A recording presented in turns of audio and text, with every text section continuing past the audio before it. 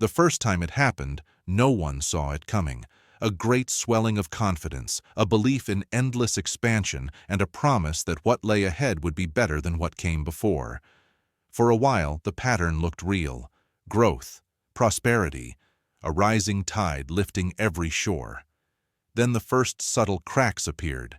The costs of expansion began to outpace the returns.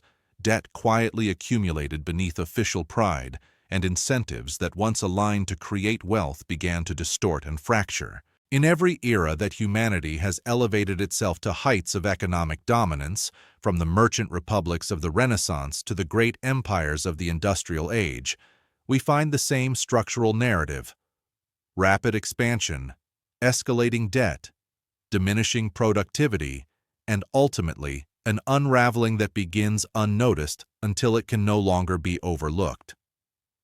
This is not a story of moral failure, nor a chronicle of villainy. It is a record of incentives gone awry, of systems designed for growth that forgot how to sustain it. Over and over, we witness wealth flowing through the system like a roaring river, while the bedrock beneath slowly erodes. History shows that collapse is not a moment, but a process. It does not arrive with a single calamity, but through a sequence of stages that first feel almost invisible: mounting obligations, slowing output, rising inequality, and rising faith in ever more aggressive interventions to maintain the appearance of health. As the internal logic of the system becomes strained, confidence turns to denial, denial to panic, and then finally, to collapse. We are now living inside another such pattern, at a scale almost unimaginable only decades ago. 40 million homeowners, not corporations, not distant sovereign treasuries, but individual families, are, as of this moment, deeply entangled in a set of structural forces that mirror those ancient templates. This is not a prediction born of fear, but an observation derived from the mechanics of credit, leverage, and systemic risk as they have always unfolded. The signs are familiar if we know where to look. Real estate has long been treated as the foundation of personal wealth, a stable asset immune to the vicissitudes of market cycles. That belief has shaped decisions, policies, and expectations for generations. But stability is not permanence, and what is taken for granted can become the fulcrum of a broader unraveling. In the early stages of collapse, most people feel only reassurance. Policymakers are confident, markets are calm, headlines are placid. In the late stages, panic becomes inevitable. What connects them is a long period of denial, not of the facts, but of their implications. And in that denial lies the turning point. Right now, the turning point is moving beneath the surface, unseen by most, unacknowledged by many. And by the time it becomes visible, the sequence that has played out countless times before will already be, in a very real sense, beyond reversal. Collapse rarely announces itself. It slinks in through the back door of an economy disguised as normality. Long before headlines shout about crises, the first fractures appear in the quiet math of balance sheets, incentives, and productivity. What we call collapse is the culmination of a sequence, a chain reaction that, once set in motion, follows a logic of its own. In every systemic unraveling that history records, there are common stages, not because history repeats like a script, but because the underlying mechanics of complex economies follow similar rules. These stages are not dramatic, they are cumulative. They build momentum long before they are recognized. They are, first, expansion, new credit, new markets, rising expectations. At this stage, risk feels distant and growth feels normal. Expansion is seductive because it delivers what economies are supposed to deliver: higher output, rising asset values, and visible progress. Second, leverage. As confidence grows, participants borrow to amplify returns. Debt is no longer a tool, it becomes a habit. The total stock of obligations starts to climb faster than productivity. What once financed productive investment now fuels speculation and deferred consumption. Third, distortion. With leverage pervasive, prices, especially in assets like housing, begin to reflect not underlying use value, but the financial structures propping them up. The real economy, the creation of goods and services, diverges from the financial economy. Wages stagnate, investment in productivity slows, but asset prices keep rising. Fourth, denial. This is when the system's caretakers, institutions, policymakers, investors, insist that this time is different. Traditional metrics of risk are recalibrated upward. Losses are marked as gains, warnings are dismissed, narratives replace analytics, confidence becomes a shield against inconvenient truths. Fifth, contagion. Distortions accumulate. One segment of the economy weakens and transmits stress to others. Banks tighten lending. Credit-sensitive sectors falter. Confidence frays. What seemed isolated becomes systemic. Sixth, crisis. Something inside the system triggers a reevaluation of risk. Markets repriced. Obligations that once seemed manageable are suddenly unsustainable. The weight of accumulated leverage is exposed. Prices, which barely budged for years, now plummet. Seventh, and this is crucial, irreversibility. Once a collapse matures to this point, it is not simply a downturn that can be reversed with a policy tweak. It reflects structural changes, lost capacity, shattered confidence, reconfigured incentives. Attempts to fix the system often reshuffle losses rather than eliminate them. These stages illustrate that collapse does not begin with chaos. It begins with patterns that feel normal, familiar, even desirable. Expansion leads to leverage, not because greed drives every decision, but because the structure of credit and reward makes leverage the rational choice. Distortion takes root, not because actors are irrational, but because the incentives built into financial and economic systems reward short-term gains over long-term resilience. Real collapse feels slow until it feels sudden, and in that duality lies its power and its inevitability once the pattern has fully formed. The story of Rome's later centuries is not usually taught as an economic tragedy. We remember legions and emperors, not interest rates and public debt. Yet beneath the marble facades and imperial triumphs lay the anatomy of a system that performed brilliantly for centuries until it could not. Rome's economic rise was driven by expansion, armies securing territory, conquered peoples providing tribute, and the spoils of war flowing into the city and across its provinces. Markets grew, cities flourished, and the Mediterranean became, in effect, a single economic zone under Roman rule. There was an underlying logic to it, and for generations that logic delivered power and wealth. But from roughly the 2nd century onward, cracks began to appear, not overnight, not dramatically, but cumulatively. Conquest slowed, new sources of tribute dried up. The cost of maintaining the empire, of garrisoning distant frontiers and supplying vast bureaucracies, rose relentlessly. The state increasingly relied on borrowing and currency manipulation to meet its obligations. Silver coins were debased. Each new issue carried less precious metal than the last. At first, the inflation this caused was subtle. People still bought bread, soldiers still received pay. The system seemed stable, yet what began as a managerial response to fiscal stress gradually became structural distortion. Land no longer produced enough surplus to pay taxes. Local productivity faltered under heavy burdens, and investment in infrastructure lagged. Debt obligations, public and private, grew faster than the economy's capacity to support them.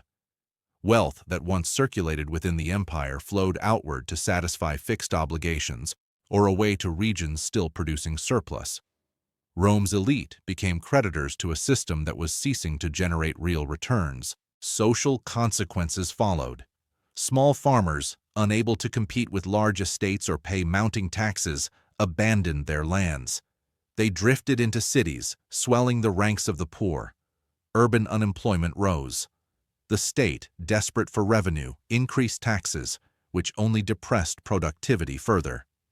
This is the stage modern analysts would call distortion, when prices and economic signals no longer reflect underlying productive capacity, but rather the weight of obligations and expectations.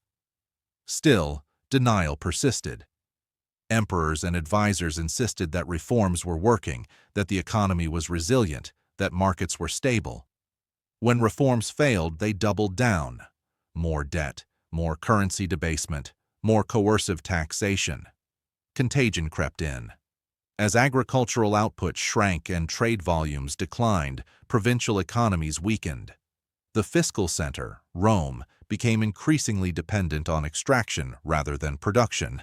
By the time crisis arrived, often dated by historians to the mid-3rd century, structural stress had been mounting for generations.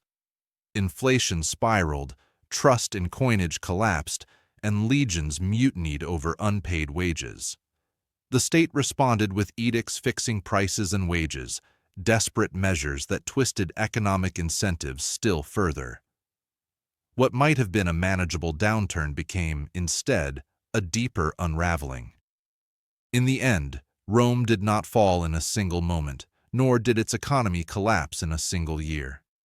It passed through stages that, in hindsight, look like the archetype of systemic decay: expansion, leverage, distortion, denial, contagion, crisis. Wealth circulated to sustain power, but the system had lost its ability to generate real productivity. What remained was the inertia of accumulated obligations and the illusion of stability. This pattern is not an artifact of ancient history alone. It reappears in different forms, in different epochs, whenever complex systems overextend their economic logic beyond what underlying productivity can support.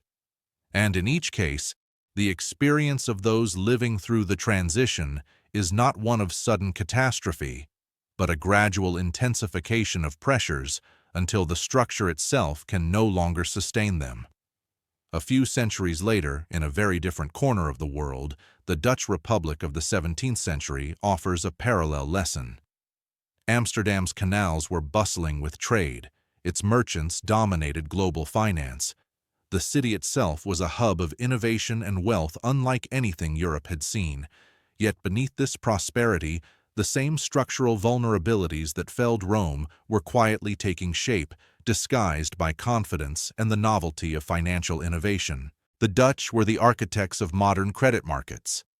They created instruments that allowed vast sums to move efficiently across borders and sectors. For decades, this system appeared flawless.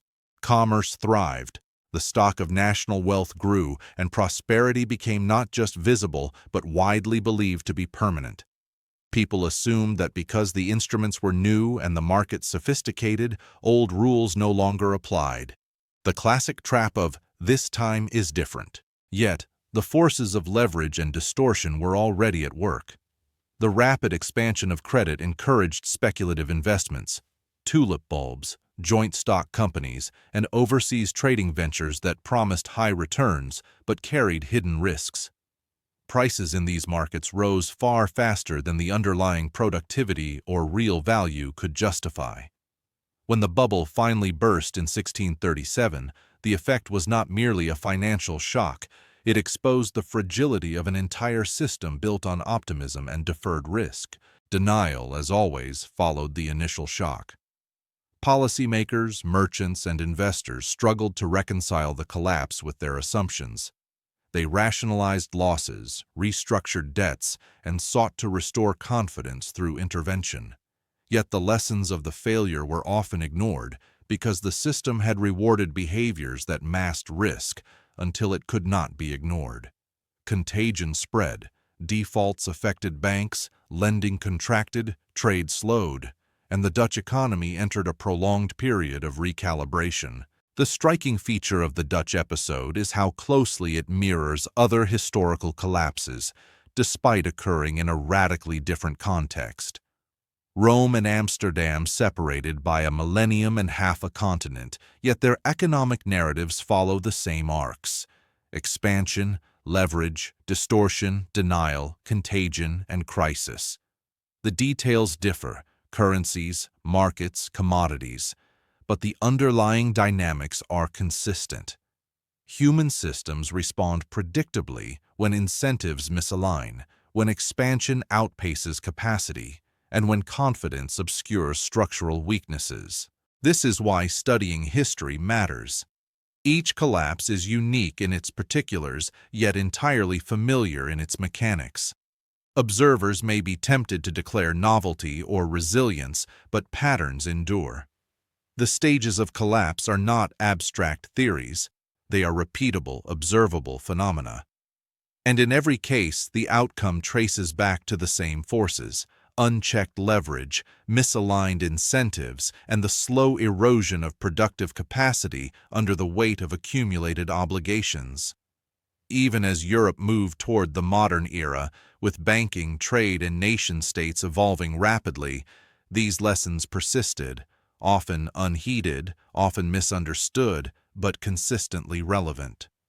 What feels new or unprecedented is almost always history in disguise, repeating through new forms, testing the limits of human oversight and the durability of systems designed to appear stable until they no longer are. By the 20th century, the global economy had grown more complex than any that came before it. Industrial production, international capital flows, and the rise of consumer credit created a world in which vast swaths of activity were measured not by the iron output of factories, but by the shifting values of financial assets and the promises embedded in contracts that stretched decades into the future. Housing, once primarily a place to live, became a financial instrument, a repository of perceived wealth, and a pivot around which household and institutional balance sheets turned.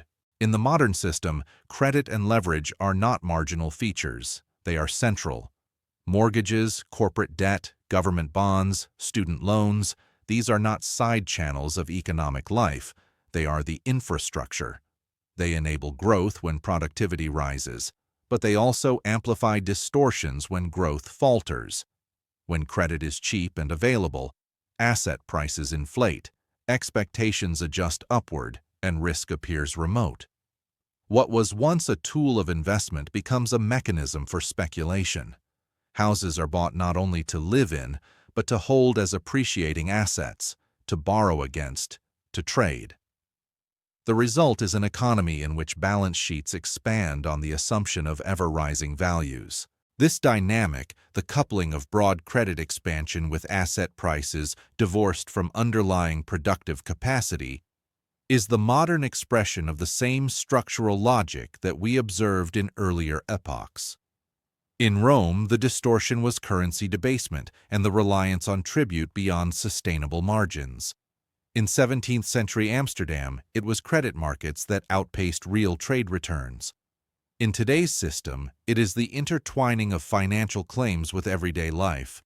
Retirement savings tied to markets, home equity used for consumption, debt markets central to national policy frameworks. Importantly, the appearance of stability in such a system can be powerful. Low interest rates, rising home values, and broad participation in credit markets create a pervasive sense that the system is working well. Confidence becomes a feedback loop. Rising prices beget more borrowing, which begets higher prices. At the same time, structural weaknesses can accumulate beneath this veneer. Wages stagnate while asset prices rise. Productivity gains slow even as financial assets inflate. Obligations grow faster than the economy's capacity to support them. In this environment, incentives shape behavior. Participants, families, corporations, governments, make rational decisions based on prevailing conditions. Cheap credit encourages borrowing. Rising home prices encourage leveraging that rise. Policy frameworks reward the extension of credit as a path to growth. Yet these same incentives can, over time, produce a system where risk is underpriced and vulnerabilities are widespread. Viewed through the lens of the historical pattern, these are not isolated anomalies, but expected consequences of structural forces that have manifested before, in different forms but with the same underlying mechanics. Even as structural stress builds, late-stage systems often feel deceptively stable. This is not paradoxical, it is part of the life cycle. In the early and middle stages of expansion and distortion, the system's own mechanisms of feedback, credit growth, rising asset prices, reassuring statistics, signal success. As vulnerabilities deepen, those signals become louder, not weaker. Rising home prices, for example, are interpreted as proof of resilience rather than as indications of speculation detached from underlying incomes. Debt-to-income ratios rise, but rising valuations mask the burden, giving participants a sense of security even as risk accumulates. Institutional denial is a defining feature of this phase, not denial of observable facts, but denial of their implications. Policymakers reference benign metrics, statistics are reframed to highlight positive trends, and narratives of exceptionalism gain traction. Central banks may intervene with stimulative measures that appear to prevent downturns, reinforcing the belief that the system can always be managed. Markets absorb increased leverage without immediate disruption, emboldening creditors and debtors alike. The normalization of risk, the idea that higher obligations are acceptable because they have not yet triggered losses, spreads throughout the system. What once would have been considered dangerous levels of leverage become conventional. Narrative control accompanies this process. Public discourse shifts toward explanations that preserve confidence.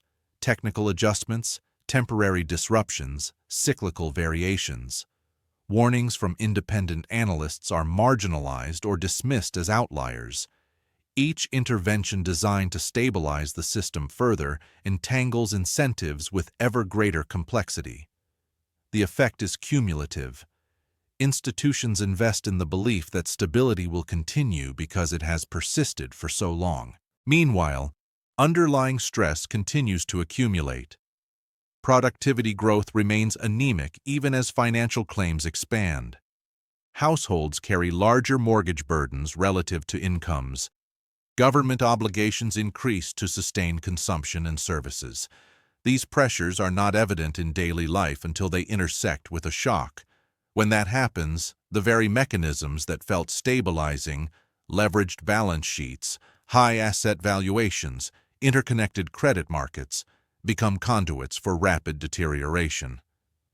By the time risk is widely acknowledged, the window for action without broad disruption has often closed. The system's own success in deferring pain becomes the reason pain arrives more abruptly. The late stage feels stable, not because vulnerabilities are absent, but because they have been obscured by the very forces intended to manage them. History shows that collapse is rarely dramatic in the beginning, but it leaves lessons that endure far beyond any single episode. Incentives, once misaligned, persist. Human behavior continues to respond to the same structural signals, and patterns, though reshaped by technology, policy, or geography, repeat with remarkable consistency. Economies rise and fall, not because individuals are reckless, but because the architecture of the system channels rational decisions into outcomes that, collectively, become unsustainable. The study of these cycles is not an exercise in pessimism, but in clarity. We watch as wealth flows through systems, through households, corporations, and governments, yet fails to remain where it is needed most. We observe that credit, expansion, and rising valuations create the illusion of security even as obligations mount and productivity slows. We see denial and confidence intertwined, masking the true state of affairs until adjustments are forced by circumstance rather than foresight. And yet, every cycle is also a mirror of human agency. Systems fail not because participants intend them to, but because the incentives reward behaviors that eventually destabilize the structure. 40 million homeowners today are enmeshed in decisions shaped by these incentives. Low interest rates, rising home valuations, and the expectation of steady growth. These are rational choices individually, yet collectively they replicate the conditions of past collapses. The parallels to Rome, Amsterdam, and other historical examples are clear.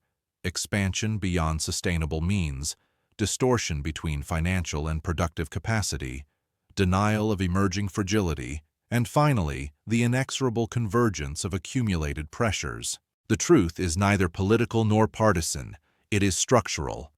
Incentives persist even as intentions do not. Confidence ebbs and flows, but systemic forces operate independently of human optimism or fear. Collapse is the natural outcome when these forces reach a critical threshold, when obligations outstrip capacity, and when the illusion of stability finally gives way to reality. If you're watching for the first time, welcome to the Economy Club. This is where we study the forces that shape history and the patterns that quietly decide the future. Stay curious, stay grounded, and we'll see you in the next cycle.